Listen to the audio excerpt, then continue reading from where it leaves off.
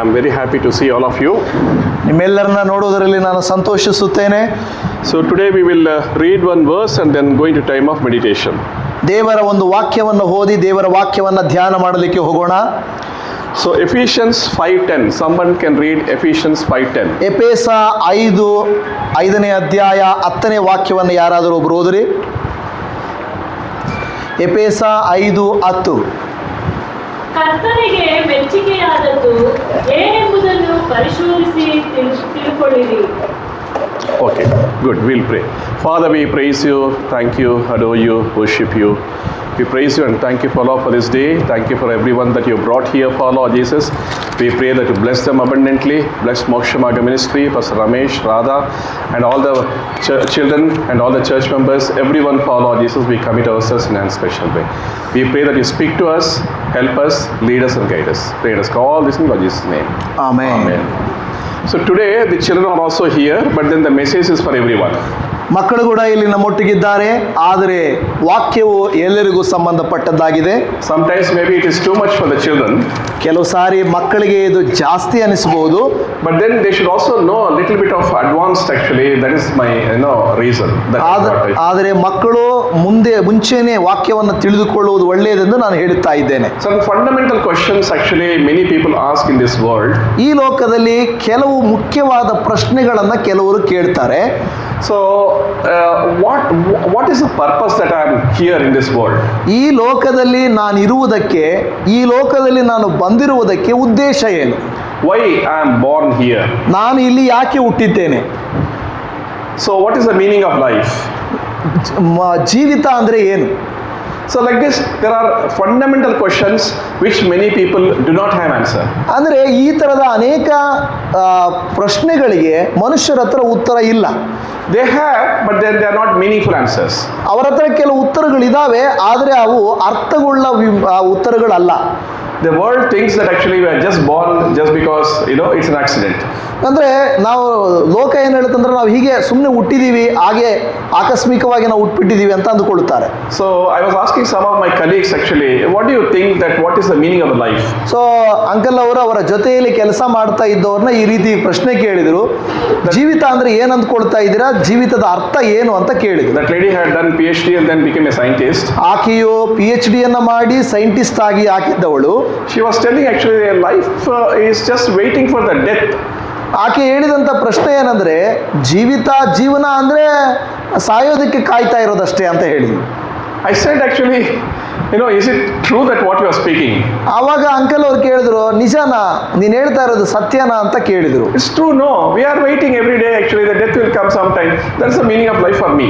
ಆದರೆ ಆಕೆ ಹೇಳಿದ್ರು, ಅಷ್ಟೇ ಅಲ್ವಾ, ಸಾಯೋದಕ್ಕೆ ಕಾಯ್ತಾ ಇದ್ದೀವಿ ಅಷ್ಟೇ ಅಂತ ಹೇಳಿದ್ರು. Someone I asked actually. ಇನ್ನು ಬೇರೆ ಒಬ್ಬರನ್ನ ನಾನು ಕೇಳಿದ್ದೆ. They said we don't want to really break our head. ಅಂದ್ರೆ ಅಯ್ಯೋ ಈ ವಿಷಯಕ್ಕಾಗಿ ತಲೆ ಕೆಡಿಸ್ಕೊಳ್ಬೇಕಾಗಿಲ್ಲ.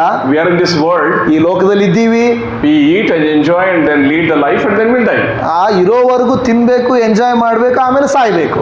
So this is what actually various people talk about that. ಅಂದ್ರೆ ಈ ರೀತಿಯಾಗಿ ಒಬ್ಬೊಬ್ಬರು ಒಂದೊಂದು ವಿಧವಾಗಿ ಮಾತಾಡಿಕೊಳ್ತಾರೆ.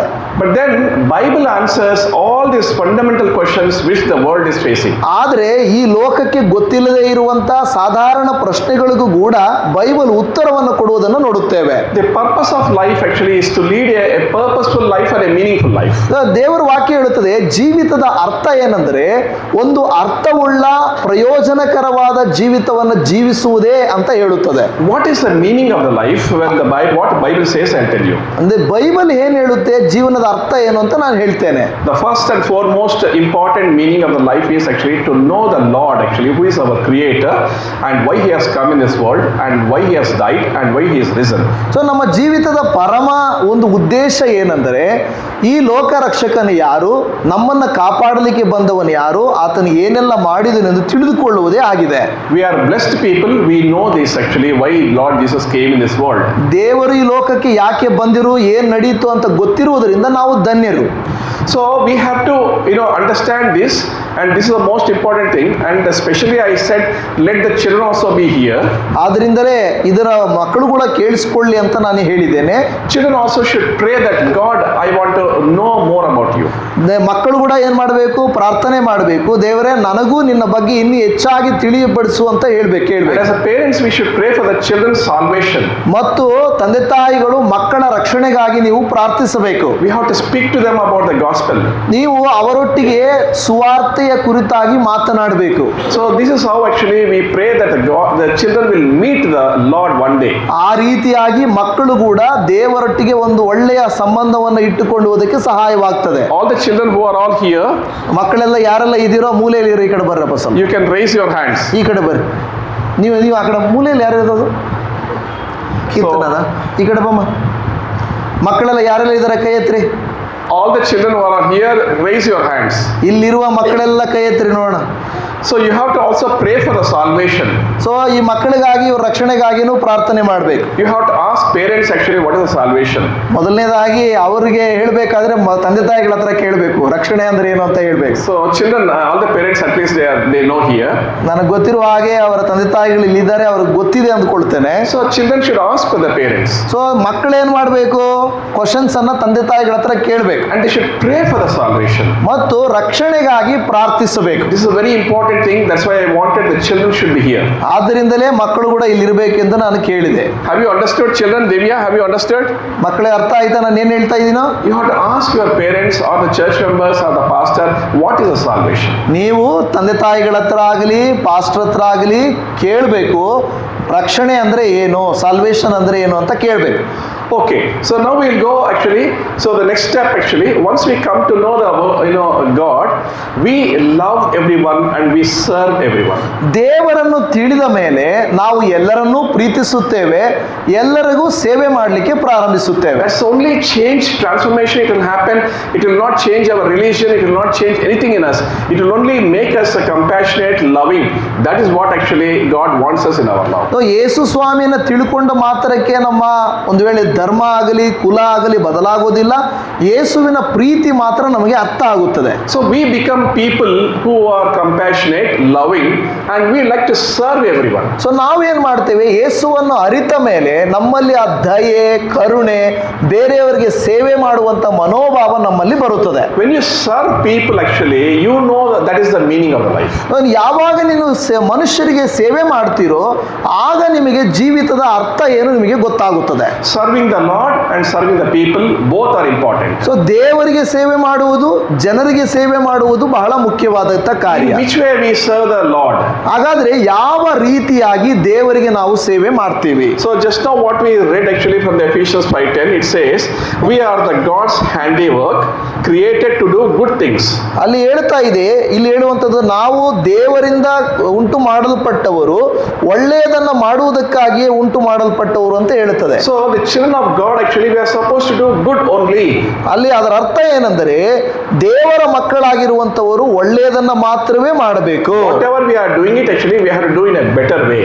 ನಾವು ಏನೇ ಮಾಡುತ್ತಿದ್ದರೂ ಕೂಡ ಅದು ಉತ್ತಮವಾಗಿ ನಾವು ಮಾಡಬೇಕು. Whatever the work that we are doing, ಏನೇ ಕೆಲಸ ಮಾಡಲಿ we have to do efficiently. ನಾವು ಅದನ್ನು ಸರಿಯಾದ ರೀತಿಯಲ್ಲಿ ಮಾಡಬೇಕು And we have to do in an honest way. ಮತ್ತು ಅದನ್ನು ಯಥಾರ್ಥವಾಗಿ ಮಾಡಬೇಕು.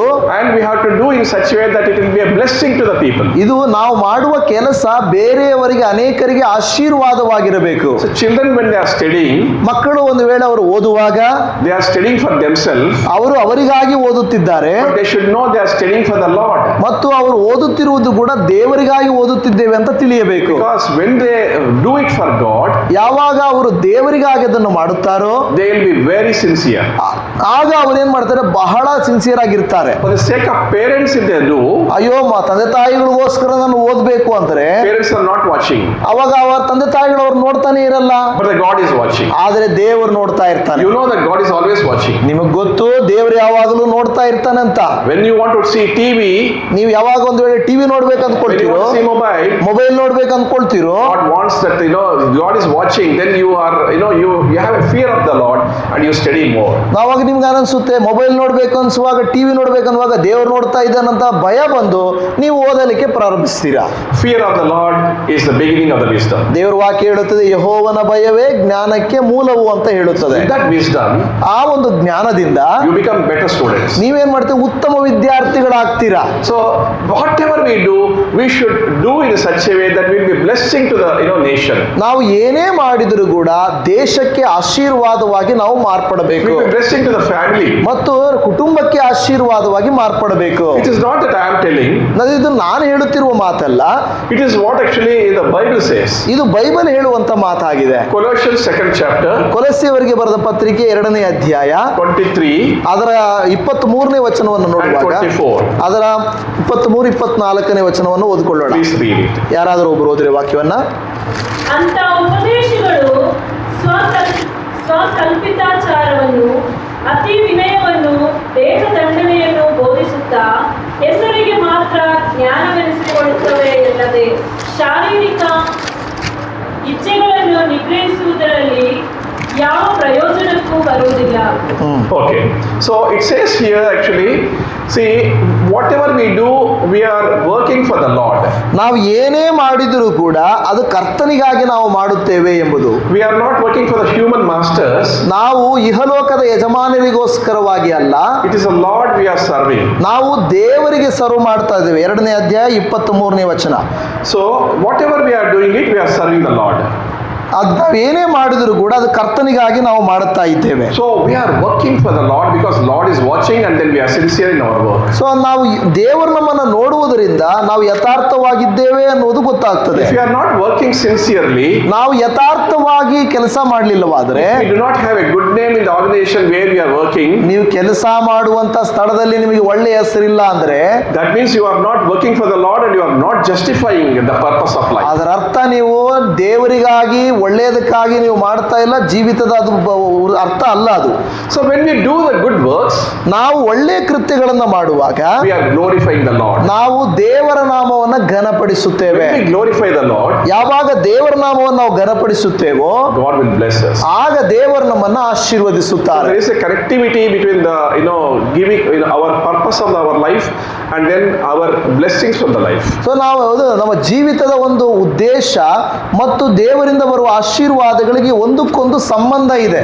When you are serving the poor people, ನೀವು ಯಾವಾಗ ನೀವು ಬಡವರಿಗೆ ಸೇವೆ ಮಾಡ್ತೀರೋ, the word of God says that you are serving the Lord. ನೀವು ಯಾವಾಗ ಬಡವರಿಗೆ ಸೇವೆ ಮಾಡ್ತೀರೋ ನೀವು ದೇವರಿಗೆ ಸೇವೆ ಮಾಡಿದ ಹಾಗೆ. When you are lending to the poor people, ನೀವು ಬಡವರಿಗೆ ದಾನ ಮಾಡುವಾಗ the word of God says you are lending to the Lord who is the creator of the whole heaven and earth. ನೀವು ಬಡವರಿಗೆ ದಾನ ಕೊಡುವಾಗ ಅದು ದೇವರಿಗೆ ದಾನ ಕೊಟ್ಟ ಹಾಗೆ ಅಂತೆ. So this is what actually when we start living, ಇದು ನಾವು ಆ ರೀತಿಯಾಗಿ ನಡೆದುಕೊಳ್ಳುವಾಗ ಗೊತ್ತಾಗುತ್ತದೆ. we understand the meaning of the life. ಆಗ ನಮಗೆ ಜೀವಿತದ ಅರ್ಥವು ಗೊತ್ತಾಗುತ್ತದೆ. And the further the meaning of the life is, ಅದು ಜೀವಿತದ ಮುಂದಿನ ವಿಷಯ ಏನಂದ್ರೆ we are going to be with eternity with the Lord. ಮತ್ತು ದೇವರೊಟ್ಟಿಗೆ ನಿತ್ಯ ಕಾಲಕ್ಕೆ ಇರ್ಲಿಕ್ಕೆ ಹೋಗ್ತಾ ಇದ್ದೇವೆ. This is the ultimate truth and the meaning of the whole life. ಇದು ಜೀವಿತದ ಕೊನೆ ಮತ್ತು ಇದು ನಮಗೆ ನಿಜವಾದಂತ ಜೀವಿತದ ಸತ್ಯ. We are only citizens in this, we are not the citizens of this world, we are citizens of the heaven. ಈ ಲೋಕದ ಜನರು ನಾವಲ್ಲ, ನಾವು ಪರಲೋಕದ ಜನರಾಗಿದ್ದೇವೆ.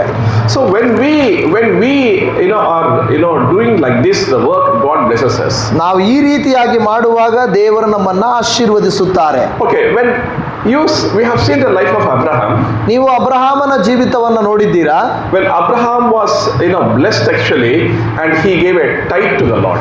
ಯಾವಾಗ ಅಬ್ರಹಾಮನು ಆಶೀರ್ವದಿಸಲ್ಪಟ್ಟನು, ಅದರಿಂದ ಏನ್ ಮಾಡಿದ, ಅಬ್ರಹಾಮನು ದೇವರಿಗೆ ಕೊಟ್ಟನು.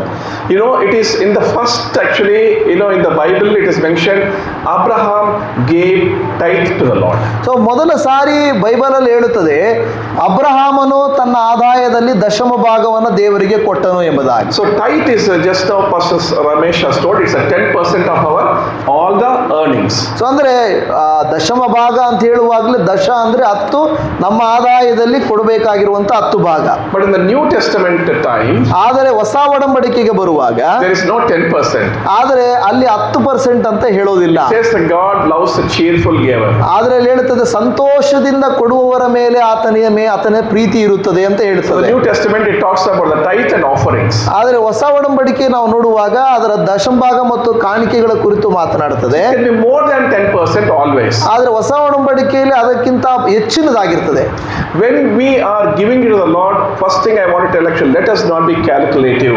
ನಾವು ದೇವರಿಗೆ ಏನಾದರೂ ಕೊಡಬೇಕಾದ್ರೆ ಲೆಕ್ಕ ಹಾಕಿ ಕೊಡಬಾರದು. We should be very careful that we are giving it to the Lord actually, not to any other person. ನಾವು ದೇವರಿಗೆ ಕೊಡ್ತಾ ಇದ್ದೇವೆ ಹೊರತು ಯಾವುದೇ ಮನುಷ್ಯರಿಗಲ್ಲ. He is the owner of the heaven and earth. ಅದು ಯಾಕೆಂದ್ರೆ ಭೂ ಪರಲೋಕಗಳ ಯಜಮಾನನು ಆತನಾಗಿದ್ದಾನೆ. Bible talks about one old widow. ನಾವು ಗೊತ್ತಿದೆ, ಒಂದು ಬೈಬಲ್ ಅಲ್ಲಿ ಹೇಳುತ್ತದೆ, ಒಂದು ಬಡ ವಿಧವೆಯ ಕುರಿತಾಗಿ So ಮಾತನಾಡುತ್ತದೆ. she gives 2 coins to the Lord as an offering. ನಾವು ನೋಡುತ್ತೇವೆ 2 ನಾಣ್ಯಗಳನ್ನ ದೇವರ ಆಲಯದಲ್ಲಿ ಕೊಡುತ್ತಾಳೆ. And the Lord was observing actually all the people how they were offering. ಎಲ್ಲರೂ ಹೇಗೆ ಕಾಣಿಕೆಗಳನ್ನು ಸಮರ್ಪಿಸುತ್ತಾರೆಂದು ದೇವರು ಗಮನಿಸುತ್ತಿದ್ದರು. So when he saw that actually this old lady had only that much and then she gave that what she had. ಯೇಸು ಸ್ವಾಮಿ ಹೇಳ್ತಾರೆ, ಆಕೆ ಇದ್ದದ್ದನ್ನೆಲ್ಲ ಮಾರಿ ಕೊಟ್ಟಿದ್ದಾಳೆ ಎಂದು ಯೇಸು ಸ್ವಾಮಿ ಹೇಳ್ತಾರೆ. So the Lord says she is given the best to me. ಆದರೆ ಆ ವಿಧವೆಯು ನನಗೆ ಉತ್ತಮವಾದದ್ದನ್ನು ಕೊಟ್ಟಿದ್ದಾಳೆಂದು ದೇವರ ವಾಕ್ಯ ಹೇಳುತ್ತದೆ. We should not be calculating in giving to the Lord. ಅಂದ್ರೆ ದೇವರಿಗೆ ಕೊಡಬೇಕಾದಾಗ ಲೆಕ್ಕ ಹಾಕಿ ಕೊಡಬಾರದು. The ministry of the Lord actually, requires lot of support from the people. ದೇವರ ಸೇವೆ ಅಂತ ಹೇಳಿದ್ರೆ ಜನರಿಂದ ಬಹಳ ದೊಡ್ಡ ಸಪೋರ್ಟ್, ಉತ್ತೇಜನ ಬೇಕೇ ಬೇಕು. It is not required that God needs money. ಅಂದ್ರೆ ದೇವರಿಗೆ ಹಣ ಬೇಕು ಅಂತಲ್ಲ ನಾವು ಹೇಳ್ತಾ ಇರೋದು. Through this ministry, people are going to be blessed actually, poor and needy people. ಈ ಒಂದು ಸೇವೆಯ ಮೂಲಕವಾಗಿ ಬಡವರು, ಬಲಹೀನರು ಅವರ ಸಹಾಯ ಆಗುತ್ತೆ ಅವರಿಗೆ. So this is what is happening actually. Those people who are serving in various poor people, they are all actually you are helping them to be able to serve the poor people. So ಯಾವಾಗ ನೀವು ಈ ರೀತಿಯಾಗಿ ಕಾಣಿಕೆಗಳ ದಶಮಭಾಗದ ರೂಪದಲ್ಲಿ ಕೊಡುತ್ತೀರೋ ಸೇವೆಯನ್ನ ಮಾಡಲಿಕ್ಕೆ ಅದು ಸಹಾಯಕವಾಗುತ್ತದೆ. So this is what actually we have to remember in our life. Giving is a blessing. So ಇದೇನಂದ್ರೆ ನಮ್ಮ ಜೀವಿತದಲ್ಲಿ ಅರ್ಥ ಮಾಡಿಕೊಳ್ಳಬೇಕು, ಕೊಡುವಂಥದ್ದು ಒಂದು ಉತ್ತಮವಾದಂತ ಭಾಗ. We should be a cheerful giver. ನಾವು ಸಂತೋಷದಿಂದ There is ಕೊಡುವಂತವರಾಗಿರಬೇಕು. no compulsion. ಅದು ಯಾವುದೇ ಬಲವಂತದಿಂದ ಅಲ್ಲ. There is nothing like you have to be calculative. ಅದು ಲೆಕ್ಕ ಹಾಕಿ ಇಷ್ಟೇ ಕೊಡಬೇಕು ಅಂತ ಏನೂ ಇಲ್ಲ. We can always remember one assurance from the Lord. ಯಾವಾಗಲೂ ದೇವರಿಂದ ನಮಗೆ ಕೊಡಲ್ಪಡುವಂತ ಒಂದು ವಿಷಯವನ್ನ ತಿಳ್ಕೊಳ್ಬೇಕು. From the Malachi 3:10, someone can read. ಮಲಾಕಿಯ ಗ್ರಂಥದಲ್ಲಿ 3ನೇ ಅಧ್ಯಾಯ 10ನೇ ವಚನವನ್ನ ನೀವು Someone ಓದಬಹುದು. can read very loudly. ಗಟ್ಟಿಯಾಗಿ ವಾಕ್ಯವನ್ನ ದಯಮಾಡಿ ಓದ್ರಿ. ಮಲಾಕಿ 3:10. Yeah. ನನ್ನ ಆಲಯವು ಆಹಾರ ಶೂನ್ಯವಾಗದಂತೆ ನೀವು ದಶಮಾಂಶ ಯಾವತ್ತನ್ನು ಭಂಡಾರಕ್ಕೆ ತೆಗೆದುಕೊಂಡು ಬನ್ನಿರಿ. ನಾನು ಪರಲೋಕದ ದ್ವಾರಗಳನ್ನು ತೆರೆದು ನಿಮ್ಮಲ್ಲಿ ಸ್ಥಳ ಹಿಡಿಯಲಾಗದಷ್ಟು ಸುವರವನ್ನು ಸುರಿಸುವೆನೋ ಇಲ್ಲವೋ ನನ್ನನ್ನು ಹೀಗೆ ಪರೀಕ್ಷಿಸಿರಿ. ಇದು ಸೇನಾಧೀಶ್ವರ ಯೆಹೋವನ ನುಡಿ. He says, test me in this. ಅಲ್ಲಿ ಈ ವಾಕ್ಯದಲ್ಲಿ ಹೇಳುತ್ತದೆ, ಹೀಗೆ ನನ್ನನ್ನ ಪರೀಕ್ಷಿಸಿರಿ ಅಂತ ಹೇಳುತ್ತದೆ. So God says, you test it, you examine it, and then practice it. ನನ್ನನ್ನ ಹೀಗೆ ಪರೀಕ್ಷೆ ಮಾಡಿ ಆಮೇಲೆ ನೀವು ಬೇಕಾದ್ರೆ ಮುಂದುವರಿಯಿರಿ ಅಂತ Bring ಹೇಳುತ್ತದೆ. the whole tithe to the house of the Lord. ಇಲ್ಲಿ ಹೇಳುತ್ತದೆ ಏನಂದ್ರೆ ಎಲ್ಲ ದಶಮಾಂಶವನ್ನ ತೆಗೆದುಕೊಂಡು ಬಂದಿರಿ. So there is a sufficient actually in the house of the Lord. ಅದರ ಅರ್ಥ ಏನಂದ್ರೆ ನನ್ನ ಆಲಯದಲ್ಲಿ ಸಂಪೂರ್ಣವಾಗಿ ಇರುತ್ತದೆ ಎಂಬುದಾಗಿ. See that if I don't open the heaven's gate, and you will be always filled to the brim. ಆ ರೀತಿ ನೀವು ನೋಡ್ರಿ, ನಾನು ಪರಲೋಕದ ದ್ವಾರಗಳನ್ನ ತೆರೆದು ನಿಮಗೆ ಸ್ಥಳ ಇಳಿಸಲಾರದಷ್ಟು ಸುವರನ್ನು ಸುರಿಸುತ್ತೇನೆ ಇಲ್ವ ನೋಡ್ರಿ ಅಂತ So ಹೇಳುತ್ತದೆ. it is not that God is taking us, it is God is blessing us, giving us opportunity to get blessed. ಅಂದ್ರೆ ದೇವರೇನೋ ನಮ್ಮಿಂದ ತಗೊಳ್ತಾ ಇದ್ದಾರೆ ಅಂತ ನೆನೆಸಬಾರದು, ನಮ್ಮದನ್ನ ಆಶೀರ್ವದಿಸುವುದಕ್ಕಾಗಿ ದೇವರು ಆ ರೀತಿ ನಮ್ಮನ್ನ ನೋಡುತ್ತಾ ಹೇಳ್ತಾ ಇದ್ದಾರೆ. There is one Mr. Williams actually in the USA. Mister Williams ಅನ್ನುವರಿದ್ದರು ಅಮೆರಿಕ ದೇಶದಲ್ಲಿ. he was very rich man. ಆತನು ಬಹಳ ಏನಂದ್ರೆ ಶ್ರೀಮಂತನಾಗಿದ್ದನು. So he was on the bed. ಆತನು ಏನಂದ್ರೆ ಹಾಸಿಗೆಯ ಮೇಲಿದ್ದನು. So he had lot of riches, but then he was thinking, what I'll do with this. So ತುಂಬಾ ಹಣವು ಅವನ ಹತ್ರ ಇತ್ತು. ಅವನು ಹಾಸಿಗೆಯ ಮೇಲಿದ್ದನು. ಆ ಹಾಸಿಗೆಯ ಮೇಲೆ ಮಲ್ಕೊಂಡು, ಅಯ್ಯೋ ನನಗೆ ಇಷ್ಟು ಸಂಪತ್ತಿದೆಯಲ್ಲ, ನಾನು ಏನ್ ಮಾಡೋದು ಇದರಿಂದ ಅಂತ ಆಲೋಚನೆ ಮಾಡಿದನು. So he was thinking that I may leave this world any time, but then what happens to my property? ಅಯ್ಯೋ ನಾನು ಯಾವಾಗ ಬೇಕಾದರೂ ಸಾಯ್ಬೋದು, ಆದ್ರೆ ಇದು ಎಲ್ಲ ಸಂಪತ್ತು ಏನಾಗುತ್ತೆ ಅಂತ ಯೋಚನೆ ಮಾಡಿದ. Once he prayed, ಅದಕ್ಕಾಗಿ ಆತನು ಪ್ರಾರ್ಥನೆ ಮಾಡಿದ, and he decided, ಒಂದು ತೀರ್ಮಾನಕ್ಕೆ ಬಂದ. I would like to give as much as possible whatever that I have from my property. ನನ್ನ ಹತ್ರ ಏನು ಆಸ್ತಿ ಐಶ್ವರ್ಯ ಇದೆಯೋ ಇದನ್ನ ನಾನು ಎಲ್ಲವನ್ನ ಕೊಡ್ಲಿಕ್ಕೆ ನಾನು ಇಷ್ಟಪಡ್ತೇನೆ. And to surprise, he started getting healed completely. ಆದ್ರೆ ನಿಮಗೆ ಗೊತ್ತಾಯ್ತಾ ಏನಂತ, ಅವನು ಒಂದೊಂದು ದಿವಸನೂ ಸ್ವಲ್ಪ ಸ್ವಲ್ಪ ಸ್ವಲ್ಪ ಬೇರೆಯವ್ರಿಗೆ ಕೊಡ್ತಾ ಇದ್ದಾಗೆ ಅವನು ಆರೋಗ್ಯವಂತನಾದನು. So when he was in the hospital, he was 56 years old. ಯಾವಾಗ ಅವನು ಆಸ್ಪತ್ರೆಯಲ್ಲಿ ಆ ರೀತಿಯಾಗಿ ಹಾಸಿಗೆ ಮೇಲೆ ಮಲಗಿದ್ರು 56 ವರ್ಷ ಅವನಿಗೆ. When he became better, ಆದ್ರೆ ಅವನು ಅಲ್ಲಿಂದ ಏನಾದರೂ ಹುಷಾರಾದನು, he started serving the poor in a big way. ಅವನು ಇನ್ನೂ ಹೆಚ್ಚಾಗಿ ಬಡವರ ಸೇವೆ ಮಾಡಲಿಕ್ಕೆ ಪ್ರಾರಂಭಿಸಿದನು. He started giving so much to the people, and he lived almost around 86 years. ಅಂದ್ರೆ ಅಲ್ಲಿ ನೋಡುವಾಗ ಕೊಡುತ್ತಾ ಈ ರೀತಿ ಸೇವೆ ಮಾಡುತ್ತಾ ಇದ್ದಾಗ 86 ವರ್ಷಗಳ ಕಾಲ ಅವನು ಜೀವಿಸಿದನು. And he said the meaning of my life was serving the people, serving the Lord. ಅಂದ್ರೆ ನನ್ನ ಜೀವಿತದ ಅರ್ಥ ಏನಂದ್ರೆ ದೇವರಿಗೆ ಸೇವೆ ಮಾಡುವುದು, ಮನುಷ್ಯರಿಗೆ ಸೇವೆ ಮಾಡುವುದು ಅಂತ ಹೇಳಿದನು. So all this when we see, ಇದೆಲ್ಲವನ್ನು ನಾವು ನೋಡುವಾಗ so we understand actually that we should be people who give more and more to the Lord. So ನಾವು ದೇವರ ಮಕ್ಕಳಾಗಿರುವಂತವರು ದೇವರಿಗೆ ಹೆಚ್ಚು ಹೆಚ್ಚಾಗಿ ಕೊಡುವಂತವರಾಗಿರಬೇಕು. Our time, ನಮ್ಮ ಸಮಯ ಆಗಿರಬಹುದು, our talent, ನಮ್ಮ ತಲಾಂತ ಆಗಿರಬಹುದು, our treasure, ನಮಗಿರುವಂತ ಹಣಕಾಸು ಆಗಿರಬಹುದು, whatever is possible. ಏನೇ ಆಗಿರಲಿ, ಯಾವುದೇ ಆಗಿರಲಿ. And we should also be a testimony in the place where we are working. ನಾವು ಎಲ್ಲಿ ಕೆಲಸ ಮಾಡುತ್ತೇವೋ ಅಲ್ಲಿ ನಾವು ಸಾಕ್ಷಿಗಳಾಗಿರಬೇಕು. Whatever we are doing, actually we should be doing an excellent way. ನಾವು ಏನೇ ಮಾಡಲಿ ಅದನ್ನು ಉತ್ತಮವಾಗಿ ನಾವು ಮಾಡುವಂತವರಾಗಿರಬೇಕು. All this will bring glory to the Lord. ಇದೆಲ್ಲವೂ ದೇವರಿಗೆ ಮಹಿಮೆಯನ್ನು ತರುತ್ತದೆ. This will give a meaning to our life. ಇದು ನಮ್ಮ ಜೀವಿತಕ್ಕೆ ಅರ್ಥವನ್ನ ತಂದುಕೊಡುತ್ತದೆ. So the meaning in our life, actually we will understand that when I glorify God, I am completely satisfied. ನಾವು ಯಾವಾಗ ದೇವರ ನಾಮವನ್ನು ಮಹಿಮೆ ಪಡಿಸುತ್ತೇವೋ ನಮಗೆ ಸಂತೃಪ್ತಿ ಆಗುತ್ತದೆ. When we give more and more to the people, when we give more and more to the Lord, when we serve more and more to the people, we feel more satisfied, and we feel that is the real meaning of the life. ದೇವರಿಗಾಗಲಿ ಮನುಷ್ಯರಿಗಾಗಲಿ ಸೇವೆ ಮಾಡುವಾಗ ನಮಗೆ ಸಂತೃಪ್ತಿಯನ್ನು ಕೊಡುತ್ತದೆ, ಅದು ನಮಗೆ ಬೇಕಾಗಿರುವಂತ ನಂಬಿಕೆಯನ್ನು ಹೆಚ್ಚಿಸುತ್ತದೆ. So this is what I feel personally, this is what the Bible says. ಇದು Bible ಹೇಳುತ್ತದೆ ಮತ್ತು ನಾನು ಕೂಡ ಇದನ್ನು ಅನುಭವ ಮಾಡಿದ್ದೇನೆ. So in Moksha Marga ministry we have lot of needs.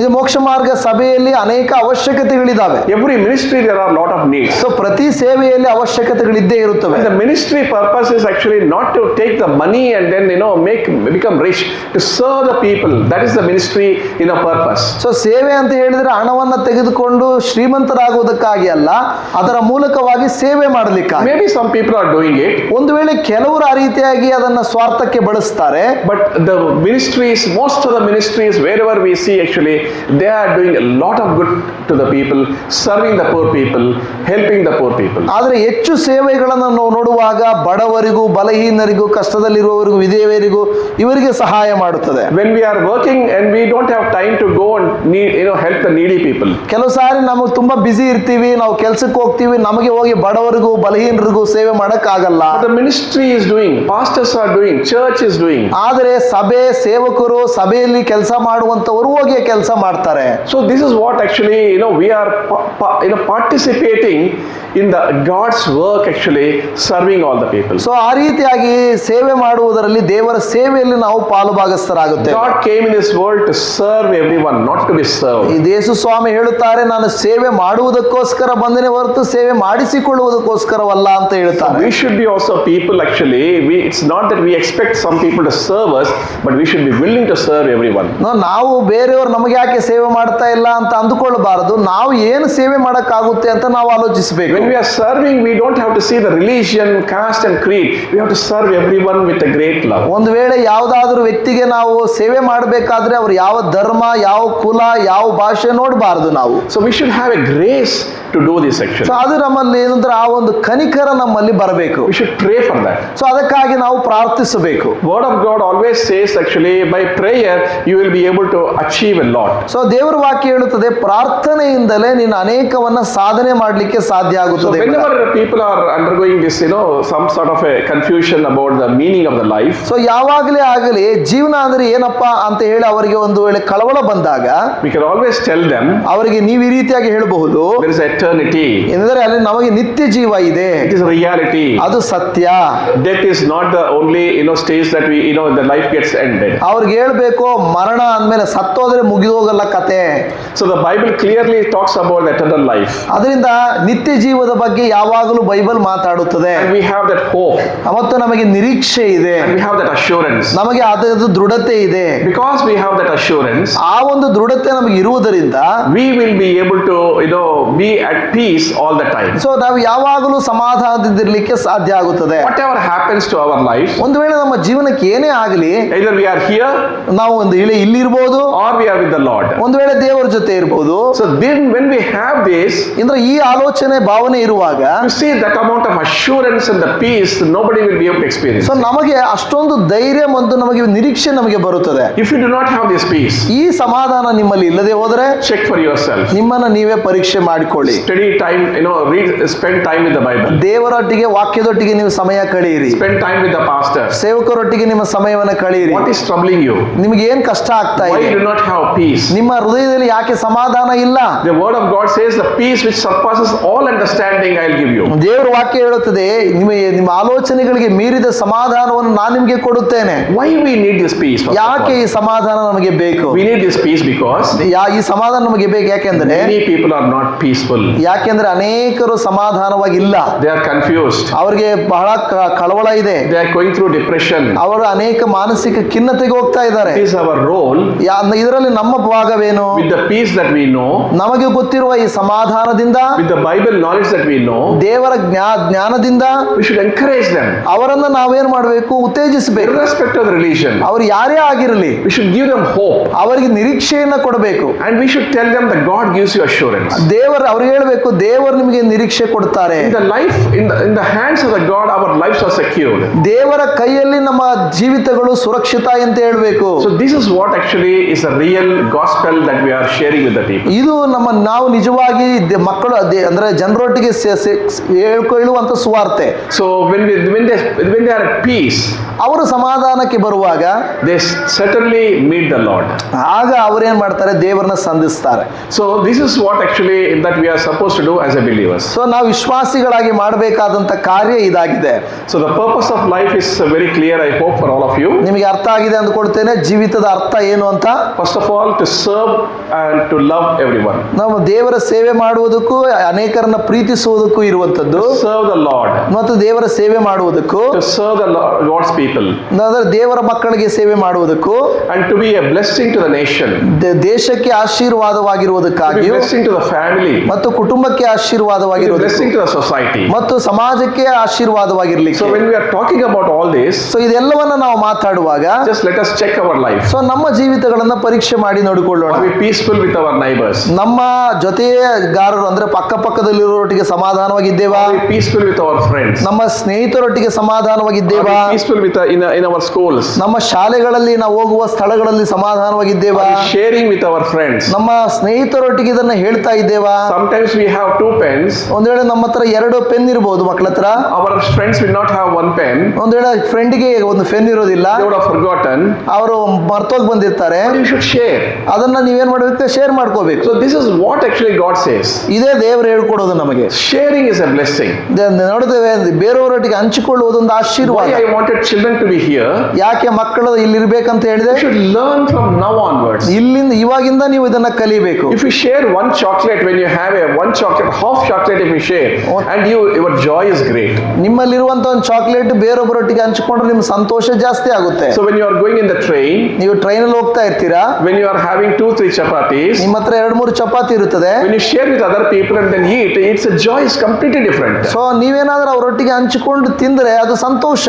It is my will that you should rejoice in the Lord, and you should be rejoicing always, like that God says. ದೇವರ ವಾಕ್ಯ ಹೇಳುತ್ತದೆ, ನೀವು ನನ್ನಲ್ಲಿಯೂ ಮತ್ತು ಯಾವಾಗಲೂ ಸಂತೋಷವಾಗಿರಬೇಕೆಂದು ದೇವರ ವಾಕ್ಯ ಹೇಳುತ್ತದೆ. So how you rejoice? ಹಾಗಾದ್ರೆ ಹೇಗೆ ಸಂತೋಷಿಸ್ತೀರಿ? By giving you rejoice. ಮತ್ತು ಅದು ಏನಂದ್ರೆ ಹೇಗೆ ಅಂದ್ರೆ ಕೊಡುವುದರ ಮೂಲಕವಾಗಿ, Serving the Lord, you rejoice. ಸೇವೆ ಮಾಡುವುದರ ಮೂಲಕವಾಗಿ By ಸಂತೋಷಿಸ್ತೀರಾ. helping your teachers. ಮತ್ತು ನಿಮ್ಮ ಟೀಚರ್ಸ್ಗೆ ಹೆಲ್ಪ್ ಮಾಡುವುದರ ಮೂಲಕ. Sometimes teachers have to carry big, lot of books actually. ಟೀಚರ್ಸ್ಗೆ ಒಂದು ದೊಡ್ಡ ದೊಡ್ಡ ಪುಸ್ತಕಗಳನ್ನು ಎತ್ಕೊಂಡು You ಹೋಗ್ಬೇಕಾಗುತ್ತದೆ. help them.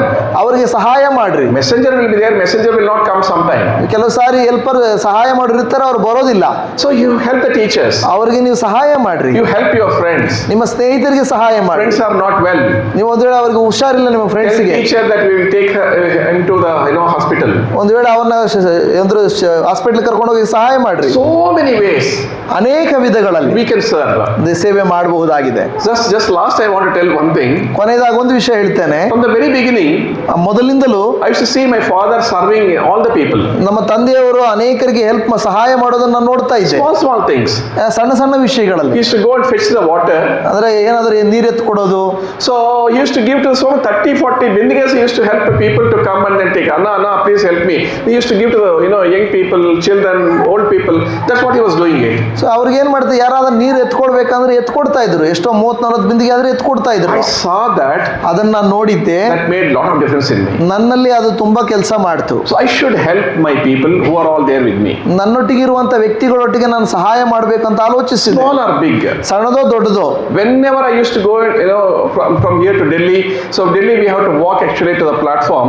So I used to walk and then I used to see that some people, some old people, and then the people are not well. They cannot carry their luggage. One side I used to have my suitcase.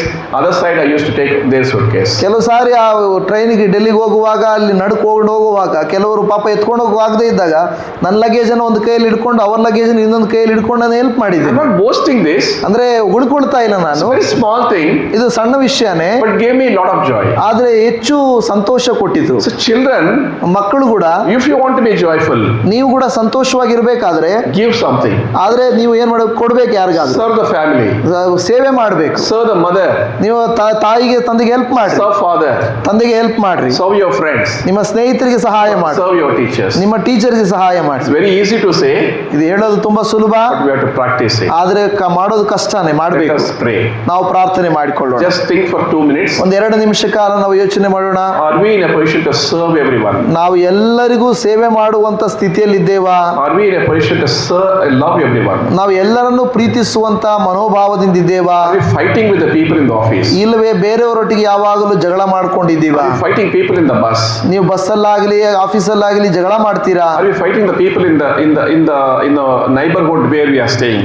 ನೀವು ವಾಸ ಮಾಡುವ ಜಾಗದಲ್ಲಿ ಜಗಳ ಮಾಡ್ತೀರಾ? In case if you have done this, ಒಂದು ವೇಳೆ ನೀವು ಈ ರೀತಿ ಮಾಡಿದ್ರೆ we'll ask forgiveness to the Lord. ದೇವರ ಹತ್ರ ನಾವು ಕ್ಷಮೆಯನ್ನ ಕೇಳೋಣ. God, I want your grace. ದೇವರೇ, ನಿನ್ನ ಕೃಪೆ ನನಗೆ ಬೇಕು ಅಂತ ಕೇಳೋಣ. I want to serve everyone. ನಾನು ಎಲ್ಲರಿಗೂ ಸೇವೆ ಮಾಡ್ಬೇಕು I want to ಅಂದ್ಕೊಂಡಿದ್ದೇನೆ. love everyone. ಎಲ್ಲರನ್ನ ಪ್ರೀತಿ ಮಾಡ್ಬೇಕು I ಅಂದ್ಕೊಂಡಿದ್ದೇನೆ. want to show your love to all the people in this manner. ನಿನ್ನ ಈ ರೀತಿಯಾಗಿ ಎಲ್ಲರಿಗೆ ಸೇವೆ ಮಾಡ್ಬೇಕು ಅಂದ್ಕೊಂಡಿದ್ದೇನೆ. You came in this world ಈ ಲೋಕದಲ್ಲಿ ನೀವು ಬಂದಿದ್ದೀರಾ just because you loved us. Because ನೀವು ನಮ್ಮನ್ನು ಪ್ರೀತಿಸಿದ್ದೀರಾ You Swami. sacrificed your life. ನಿಮ್ಮ ಜೀವಿತವನ್ನೇ ನೀವು ತ್ಯಾಗ ಮಾಡಿದ್ದೀರಾ. You are the model for us. ನೀವೇ ನಮಗೆ ಮಾದರಿ We Swami. want to serve people. ನಾವು ಸೇವೆ ಮಾಡಬೇಕು We ದೇವರೇ. want to offer sacrifices. ನಾವು ತ್ಯಾಗಪೂರ್ವಕವಾಗಿ ಮಾಡಬೇಕು ಸ್ವಾಮಿ. We want to give more to the people. ದೇವರೇ, ಹೆಚ್ಚು ನಾವು ಜನರಿಗೆ We want ಕೊಡುವಂತವರಾಗಿರ್ಬೇಕು. to give more to the God's kingdom. ದೇವರೇ, ದೇವರ ರಾಜ್ಯಕ್ಕಾಗಿ ಹೆಚ್ಚು ಕೊಡಬೇಕು We want Swami. to serve. We want to give more to the nation. ದೇವರೇ, ದೇಶಕ್ಕೆ ಹೆಚ್ಚು ನಾವು ಕೊಡಬೇಕು ಸ್ವಾಮಿ.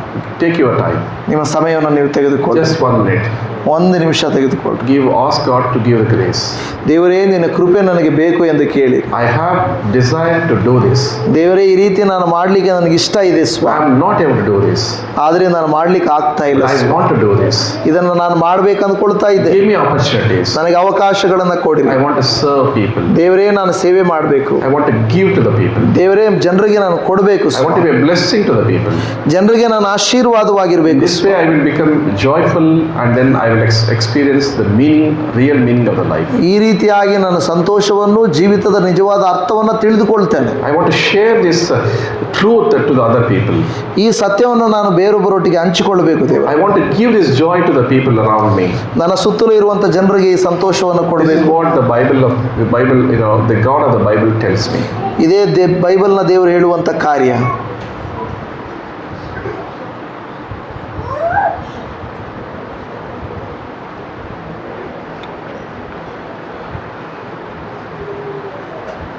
ಪ್ರೀತಿಯ ದೇವರೇ, ನಿನ್ನ ನಾಮವನ್ನು, ನಿನ್ನ ಜನರನ್ನು, ನೀವು ನಮ್ಮನ್ನು ಆರಿಸಿಕೊಂಡದ್ದನ್ನು ನೆನೆಸಿ ಈ ದಿನ ಜೀವಿತದ ಸತ್ಯದ ಕುರಿತು, ನಮ್ಮನ್ನು ನೀನು ಈ ಲೋಕಕ್ಕೆ ಕಳುಹಿಸಿದ್ದು ಯಾವ ಉದ್ದೇಶದಿಂದ, Yes. ಕೇವಲ ಸ್ವಾರ್ಥವನ್ನು ನೋಡಿಕೊಳ್ಳುವುದಕ್ಕಾಗದೆ ಈ ಲೋಕದಲ್ಲಿ ಇರುವಂಥ ಬಡವರು, ಬಲಹೀನರು, ರೋಗಿಗಳು, ಸೆರೆಯಲ್ಲಿರುವವರು, ಅನಾಥರಾಗಿ ಬಿದ್ದಿರುವಂಥವರು, ಕೈಬಿಡಲ್ಪಟ್ಟವರು, ನೊಂದವರು, ಸೋತವರು, ಇಂಥವರಿಗೆ ಸೇವೆ ಮಾಡುವುದಕ್ಕಾಗಿ ನೀವು ನಮ್ಮನ್ನು ಆರಿಸಿಕೊಂಡಿದ್ದೀರಿ. Yes. ನಿನ್ನ ವಾಕ್ಯ ಹೇಳುವ ಹಾಗೆ ಸತ್ಕ್ರಿಯೆಗಳನ್ನು ಮಾಡುವುದಕ್ಕಾಗಿಯೇ ಕ್ರಿಸ್ತ ಯೇಸುವಿನಲ್ಲಿ ನೀವು ಆರಿಸಲ್ಪಟ್ಟಿದ್ದೀರಿ ಎಂದು Yes. ಎಫೆಸ 2:10 ಹೇಳಿದ ಪ್ರಕಾರವಾಗಿ ನೀವು ನಮ್ಮನ್ನು ಸತ್ಕ್ರಿಯೆಗಳನ್ನು ಮಾಡುವುದಕ್ಕಾಗಿ ಆರಿಸಿಕೊಂಡಿದ್ದಕ್ಕಾಗಿ ಸ್ತೋತ್ರ. Yes. ಈ ದಿನ ನಾವು ಕೇಳಿದಂಥ ವಾಕ್ಯದಂತೆ ನಡೆದುಕೊಳ್ಳುವುದಕ್ಕೆ ನಮಗೆ ಸಹಾಯ ಮಾಡಿರಿ. ನಮಗಿರುವುದರಲ್ಲಿ, ನೀವು ಕೊಟ್ಟಿದ್ದರಲ್ಲಿ ನಿನ್ನ ನಾಮ ಘನಪಡಿಸುವ ಹಾಗೆ ನಮ್ಮನ್ನು ಉಪಯೋಗಿಸಿರಿ ಎಂದು ಬೇಡಿಕೊಳ್ಳುತ್ತಾ ಇದ್ದೇವೆ. ನೀವು ಒಳ್ಳೆಯವನಾದ ಕರ್ತನು ಈ ವಾಕ್ಯವನ್ನು ಕೇಳಿದಂಥ ನಮ್ಮನ್ನು ಅನುಗ್ರಹಿಸಿರಿ ಸ್ವಾಮಿ. Yes. ಖಂಡಿತವಾಗಿ ಬರುವ ದಿನಮಾನಗಳಲ್ಲಿ ನಾವು, ನಮ್ಮ ಸಭೆಯು, ಸೇವೆಯು ಅನೇಕ ಜನರಿಗೆ ಮಾರ್ಗದರ್ಶಕರಾಗಿ ಮಾದರಿ ಉಳ್ಳವರಾಗಬೇಕು ಸ್ವಾಮಿ. ಈ ಸೇವೆಯ ಮೂಲಕವಾಗಿ ಅನೇಕ ಜನರು ಕರ್ತನ ಉತ್ತೇಜಿಸಲ್ಪಡಬೇಕು. Yes. ಅದಕ್ಕಾಗಿ ಸ್ತೋತ್ರ. ನಾವು ಕೂಡ ನಾವು ಸುತ್ತಮುತ್ತಲಿರುವ ಸ್ಥಳದಲ್ಲಿ, ಕೆಲಸಕ್ಕೆ ಹೋಗುವ ಜಾಗದಲ್ಲಿ ನಾವು ನೋಡುವ ಜನರನ್ನ ಪ್ರೀತಿಯಿಂದ ನೋಡುವುದಕ್ಕೆ ನಮಗೆ ಸಹಾಯ ಮಾಡಿರಿ. Yes. ಪ್ರಾರ್ಥನೆ ಕೇಳಿದ್ದೀರಾ? ನಾವು ಹಾಗೆ ಮಾಡುವುದಕ್ಕೆ ನಮಗೆ ಬಲವನ್ನು, ನಮಗೆ ಬೇಕಾದಂಥ ಜ್ಞಾನವನ್ನು, ನಮಗೆ ಬೇಕಾದಂಥ ಸಹಾಯವನ್ನು ಮಾಡಿ ಅನುಗ್ರಹಿಸುತ್ತೀರಿ ಎಂದು ಪ್ರಾರ್ಥನೆ ಕೇಳಿದ ಕರ್ತರೇ, ನಿನಗೆ ಸ್ತೋತ್ರ. ಎಲ್ಲ ಮಹಿಮೆ ನಿನಗೆ ಯೇಸುವಿನ ಪರಿಶುದ್ಧ ನಾಮದಲ್ಲಿ ಪ್ರಾರ್ಥಿಸುತ್ತೇವೆ ಪರಮ ತಂದೆಯೇ. Amen. Amen, amen. Thank you. Thank you. Thank you uncle. ದೇವರಿಗೆ ಸ್ತೋತ್ರ.